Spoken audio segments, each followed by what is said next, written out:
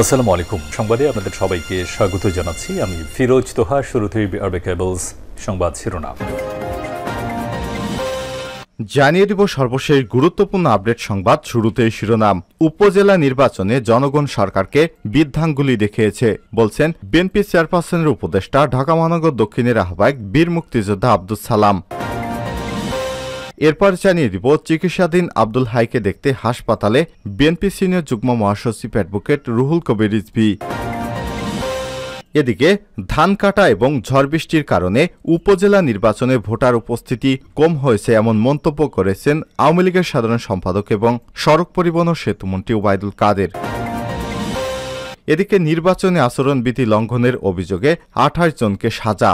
সারা দেশে প্রথম ধাপে অনুষ্ঠিত ১৩৯ উপজেলা নির্বাচন চলাকালে আচরণবিধি লঙ্ঘনের দায়ে মোট ২৮ জনকে বিভিন্ন মেয়াদে সাজা দেওয়া হয়েছে। এবারে জানিয়ে দিব আওয়ামী লীগের যৌথ সভা শুক্রবার।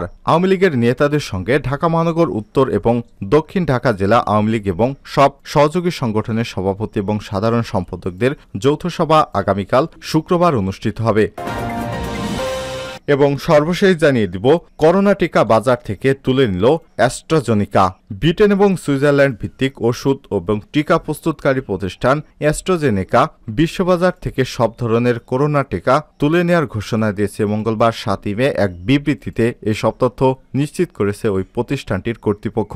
বিবৃতিতে প্রতিষ্ঠানটি বলছে, করোনা মহামারীর সময় যে বৈশ্বিক পরিস্থিতি ছিল এখন আর নেই। করোনা ভাইরাস নামের যে ভাইরাসটি বিস্তার প্রতিরোধে অক্সফোর্ড বিশ্ববিদ্যালয়ের সঙ্গে সম্মিলিতভাবে ২০২০ সালের শেষ দিকে যে টিকা বাজারে এনেছিল অ্যাস্ট্রাজেনেকা, সে ভাইরাসটি এখন প্রায় নিষ্ক্রিয়। এমন একটি সময়ে এমনকি মূল ভাইরাসটি থেকে যেসব ভ্যারিয়েন্ট ভাইরাসের উদ্ভব হয়েছে সেগুলো এখন আর প্রাণঘাতী নয়। তাই আমরা বাজার থেকে ১০ কোটি পাউন্ড ক্ষতিপূরণের মামলা হয়েছে। এ কারণে তারা বাজার থেকে এই ওষুধগুলো তুলে নিচ্ছে। প্রিয় দর্শক, এতক্ষণ শুনছিলেন সংবাদ শিরোনাম, এবারে বিস্তারিত। তবে তার আগে অনুরোধ থাকবে, আপনি কোন স্থান থেকে আমাদের সংবাদটি দেখছেন কমেন্ট করে জানিয়ে দিন এই সংবাদ সম্পর্কে আপনার মূল্যবান মতামত। প্রিয় দর্শক, আপনি যদি আমাদের চ্যানেলে নতুন হয়ে থাকেন, ভিডিওটি দেখতে দেখতে চ্যানেলটি সাবস্ক্রাইব করে রাখুন, যাতে করে আমাদের লেটেস্ট আপডেট সংবাদগুলো সবার আগে আপনার কাছে পৌঁছে যায়। এবারে বিস্তারিত। উপজেলা জনগণ সরকারকে বৃদ্ধাঙ্গুলি দেখিয়েছে সালাম। বিএনপি চেয়ারপারসনের উপদেষ্টা ঢাকা মহানগর দক্ষিণের আহ্বায়ক বীর মুক্তিযোদ্ধা আব্দুস সালাম বলেছেন, ডামি নির্বাচনে ডামি প্রার্থী দিয়েও সরকার তাদের প্রহসনের নির্বাচনে জনগণকে ফাঁদে ফেলতে পারেনি। উল্টো জনগণ তাদের বৃদ্ধাঙ্গুলি দেখিয়েছে। জনগণ জানে এই নির্বাচন ৭ই জানুয়ারির মতো আমরা আর মামুদের মার্কা নির্বাচন। বুধবার ৮ই মে রাতে রাজধানী নয়াপল্টনে ভাসানী ভবন মিলনায়তনে ঢাকা মহানগর দক্ষিণ বিএনপির এক যৌথ প্রস্তুতি সভায় সভাপতির বক্তব্যে তিনি সব কথা বলেছেন। আওয়ামী শাসক গোষ্ঠী কর্তৃক জোরালোভাবে শুরু হয়েছে বিএনপি সহ বিরোধী দলগুলোর নেতাকর্মীদের উপর নানা কায়দায় অবর্ণনীয় জুলুম নির্যাতন। এগুলো করে কোনো লাভ নেই। জেল জুলুম শহীদ জিয়ার সৈনিকেরা আর ভয় পায় না। আমরা অনেক অত্যাচারিত হয়েছি, এখন প্রতিরোধের সময় এসেছে। সকল অন্যায়ের জবাব দিতে আমাদের সর্বাত্মক প্রস্তুতি নিতে হবে। সভায় সঞ্চালকের বক্তব্যে মহানগর দক্ষিণের সদস্য সচিব রফিকুল আলম মজনু বলেন, আমরা আর নেতাকর্মীদের মুক্তি চাই না। এরা গণতন্ত্রের সৈনিকদের মুক্তি দেবে না। দুর্বার আন্দোলনের মাধ্যমে নেতাকর্মীদের মুক্ত করতে হবে গণতন্ত্রকে। এর জন্য জীবন বাজি রেখে হলেও দেশ বাঁচানোর সংগ্রামে ঝাঁপিয়ে পড়ার আহ্বান জানিয়েছেন তিনি বলেন, আন্দোলনের জন্য প্রস্তুতি নিতে হবে। বিএনপির কেন্দ্রীয় কমিটির সদস্য শেখ রবিউল আলম রবি বলেন, সরকার দাবি করছে বেগম খালেদা জিয়াকে শর্ত সাপেক্ষে মুক্তি দেওয়া হয়েছে, কিন্তু আমেরিকা সম্প্রতি যে রিপোর্ট প্রকাশ করেছে সেখানেও বলা হয়েছে বেগম জিয়াকে গৃহবন্দী করে রাখা হয়েছে। আমরা কোনো করুণা চাই না, জনগণই একদিন খালেদা জিয়াকে মুক্ত করবে। তবে উন্নত চিকিৎসার অভাবে যদি বেগম জিয়ার কিছু হয় তাহলে সরকার পালিয়েও পার পাবে না। যৌথ সভায় আরও বক্তব্য রাখেন বিএনপির আন্তর্জাতিক সম্পর্ক বিষয়ক কমিটির সদস্য ইঞ্জিনিয়ার ইশরাক হোসেন, ঢাকা মহানগর দক্ষিণের যুগ্ম আহ্বায়ক ইউনুস মৃধা, মোহাম্মদ মোহন মোশারেফ হোসেন খোকন, আব্দুস সাত্তার, আনম সাইফুল ইসলাম, হারুনুর রশিদ হারুন, তানবির আহমেদ রবিন, হাজী মনির হোসেন, দপ্তরের দায়িত্বপ্রাপ্ত সাইদুর রহমান মিন্টু, স্বেচ্ছাসেবক দলের ঢাকা মহানগর দক্ষিণের সভাপতি জহিরুদ্দিন তুহিন, শ্রমিক দল দক্ষিণের আহ্বায়ক সুমন ভূঁইয়া, সদস্য সচিব বদরুল আলম সবুজ, মহিলা দল দক্ষিণের সভাপতি রুমা আক্তার, সাধারণ সম্পাদক শাইনুর নার্গিস, ছাত্রদল পূর্বের আহ্বায়ক খালিদ হাসান জ্যাকি, দক্ষিণের আহ্বায়ক পাবেল শিকদার প্রমুখ। চিকিৎসাধীন আব্দুল হাইকে দেখতে হাসপাতালে রিজভী।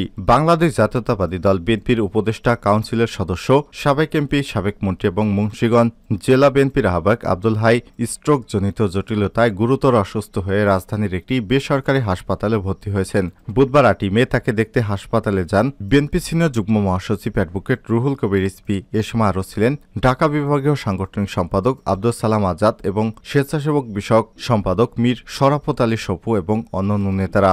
দলের নেতাকর্মীদের খোঁজ খবর রাখার ধারাবাহিকতায় রুহুল কবির রিজভী বিএনপির এই নেতাকে দেখতে হাসপাতালে গিয়েছিলেন। চিকিৎসাধীন আব্দুল হাই তিনি বিএনপির অন্যতম একজন বড় নেতা ছিলেন। বিএনপির হাইকমান্ডের নির্দেশে রুহুল কবির রিজভী এবং অন্যান্য সিনিয়র নেতারা তাকে দেখতে হাসপাতালে যান বলে জানিয়েছে বিএনপির মিডিয়া সেল।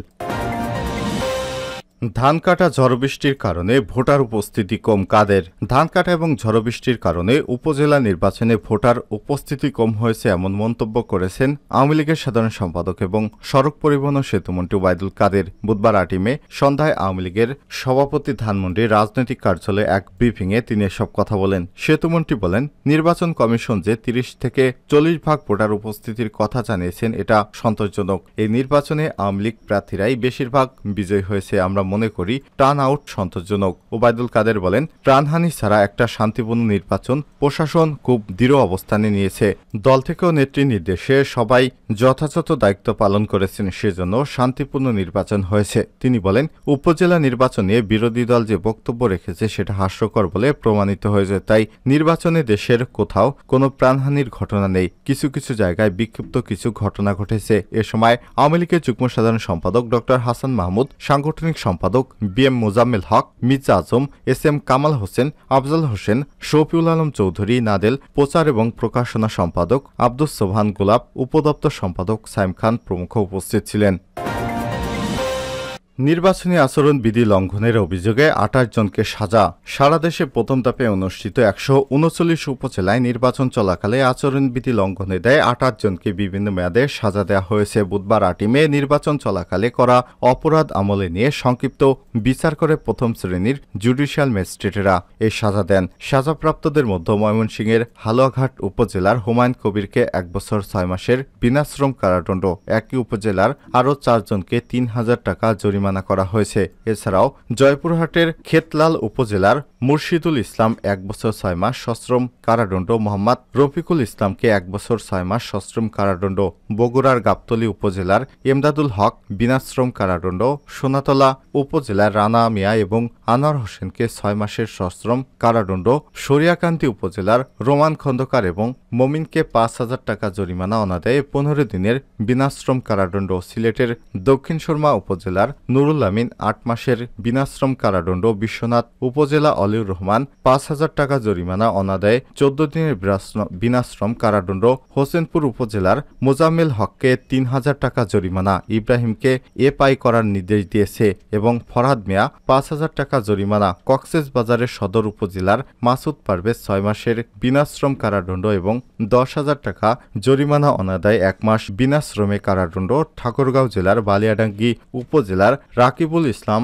অপ্রাপ্তবয়স্ক হওয়ার জাল ভোট প্রদানের কারণে শিশু আদালতে পাঠানো হয়েছে। সাজাপ্রাপ্তদের মধ্যে আরও রয়েছে কুমিল্লা জেলার মনোহরগঞ্জ উপজেলার ফয়েজ, জাকির হোসেন, ময়নুদ্দিন, জলেখা আক্তার বিভিন্ন মেয়াদে সাজা এবং অর্থদণ্ড এবং খাগড়াছড়ি জেলার রামগড় ও মানিকছড়ি উপজেলাতে আরও 2 জনকে সাজা দেওয়ার খবর পাওয়া গেছে।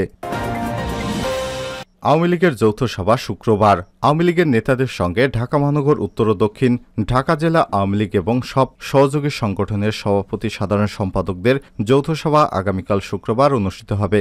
দলের দপ্তর সম্পাদক বিপ্লব বড়ুয়া সই করা এক বিজ্ঞপ্তিতে সব তথ্য জানানো হয়েছে। বিজ্ঞপ্তিতে বলা হচ্ছে, শুক্রবার 10 মে বিকাল 4টায় বঙ্গবন্ধু অ্যাভিনিউস্থ দলের কেন্দ্রীয় কার্যালয়ে আওয়ামী লীগের নেতাদের সঙ্গে ঢাকা মহানগর উত্তর ও দক্ষিণ ঢাকা জেলা আওয়ামী লীগ এবং সব সহযোগী সংগঠনের সভাপতি সাধারণ সম্পাদকদের যৌথ সভা অনুষ্ঠিত হবে। সভায় সভাপতিত্ব করবেন আওয়ামী লীগের সাধারণ সম্পাদক এবং সড়ক পরিবহন ও সেতুমন্ত্রী ওবায়দুল কাদের। করোনা টিকা বাজার থেকে তুলে নিল অ্যাস্ট্রাজেনিকা।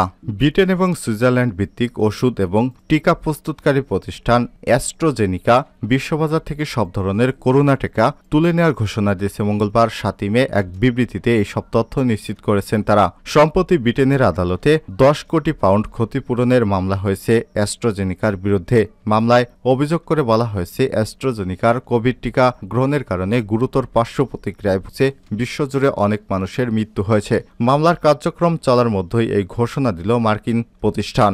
গত ফেব্রুয়ারিতে এক নথিতে অবশ্য অ্যাস্ট্রাজেনিকার কর্তৃপক্ষ স্বীকার করেছিল যে টিকা গ্রহণের পর টিটিএস বা থাব্রোসিস উইথ থ্রম্বোসাইটোপেনিয়া সিনড্রোম নামের এক প্রকার শারীরিক জটিলতা দেখা দিতে পারে, তবে তা খুবই বিরল। টিটিএস হল এমন একটি শারীরিক জটিলতা যার কারণে শরীরের বিভিন্ন অংশে রক্ত জমাট বেঁধে যায় এবং প্যাটিলেট কমে যায়। যুক্তরাজ্য এই পার্শ্ব প্রতিক্রিয়ায় শিকার হয়ে 2020 সালে একটি টিকাদান কর্মসূচি শুরু থেকে এ পর্যন্ত অন্তত 81 জনের মৃত্যু হয়েছে। সূত্র দ্য গার্ডিয়ান।